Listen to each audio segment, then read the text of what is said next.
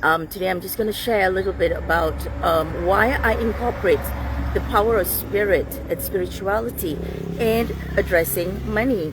And money is energy, and energetically, as we talk about manifestations, going for our purpose and doing the things that we are doing to expand our work, our business, our influence, it does come from a space of energy. So what is that energy that you are carrying around you?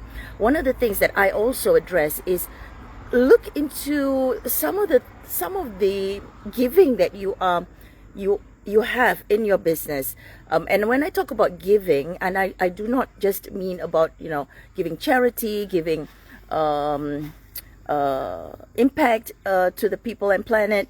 I also talk about your values and your agreements and your terms and conditions within the financial structure. I'm just going to share with you one example I had. Like, I thought a lot about this, and I've seen it happen in my clients and also myself, on the boundaries that you set in your finances in the business. At one time in my life, I remember when Munira was really small. She was, I think, still in preschool. I had to take her off from nursery because I couldn't pay for the fees. And the reason why I couldn't pay for the fees, because at that time my money mindset was at a different level. I was just working, trading time for money. And I was looking at my finances, okay, when this money comes in, I'll be able to pay her school and blah, blah, blah, right? So a client that promised to pay me within 30 days extended it, did not pay me after a month. And there were a lot of excuses. And what that caused was that I couldn't pay the nursery. And the nursery said they cannot hold her space in the school after a couple of times, of late payments. And I had to take her out from school. And when I started to share this with one other trainer, a training company, who said, I said I can't have this kind of late payments when they promise after 30 days of doing the training that they didn't pay me. And that cost my daughter her schooling and her education in the nursery with her friends at that time. Even though she was so small, and it is something that people might see as, oh, it's not that serious, but it was so important to me to be able to give her the best education. And that didn't happen because I was paid late. And I told myself at that time, I'm not going to be doing this to my clients, because I know how that feels. And I also did not feel good about that company that I was working for.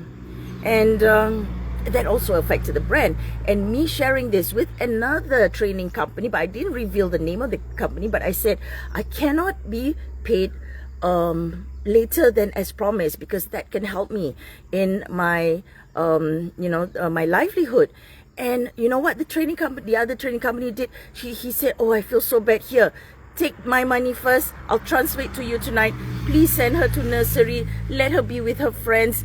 You pay me back when you get your money from your other client.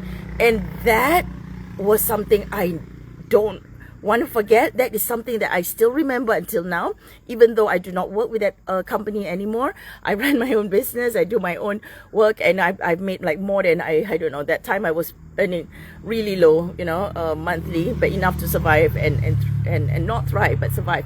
But the work that I'm doing right now is, I would say, more than 100 times more of what I used to earn.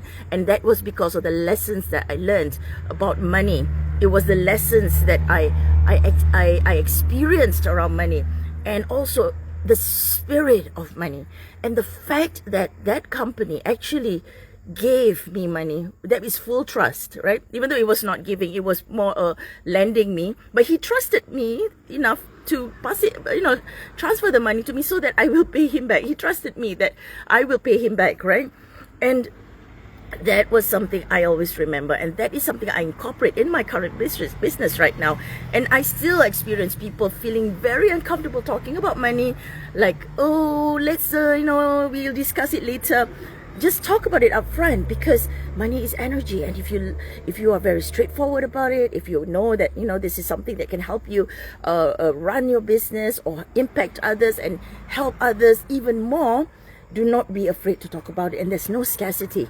There's always ways to create value. There's always ways to help people. There's always ways to offer your service that other people will need. And this is something I will address. I'll share more stories in the Miracle Money Masterclass. And I didn't share this story in the last class because there were other stories that I was sharing. And this is something that I know will be affecting a lot of people. And I'd like to, let's change the world in this way to make it positive. Let's see money as something that can add value to others instead of something that is creating animosity and greed. Let's turn the tables around to use money for good, for the people and planet, and eliminate poverty. Everybody gets, nobody in this world gets hungry, because there's so many things that we can actually do to add value to others. So with lots of love and respect, everyone, have a great weekend. It's really sunny out here in Malacca, but I just wanted to share this with all of you. Have a great weekend. Bye.